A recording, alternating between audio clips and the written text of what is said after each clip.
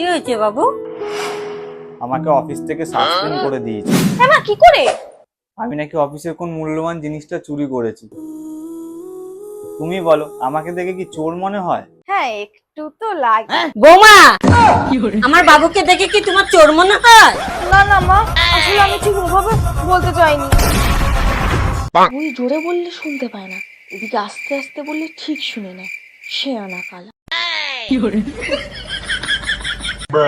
বাবু তুই চিন্তা করিস না, দেখবি সব ঠিক হয়ে যাবে। কি করে সব ঠিক হবে মা? আমাকে তো অলরেডি সাসপেন্ড করেই দিয়েছে। সব হয়েছে বৌমার জন্য। চাপ বাবা, আমি আবার কি করলাম? কতবার বলেছি সকালবেলা উঠে আমার বাবুটাকে তো চা দিও। আর যদি তোকে সকালে করে চা দিত, এই চোর বদনামটাকে শুনতে হতো। চা? হ্যাঁ চা। সকালবেলা তোকে চা দেয় না বলে চোখ মুখ গুলো কেমন লাগে। তাই তোর অফিসের লোক চোর ভেবে। ঠিক আছে মা, এবার থেকে সকালবেলা করে আপনার বাবুকে চা করে দেবো, তাহলে আপনার বাবু চোর বদনাম ঘুচবে তো।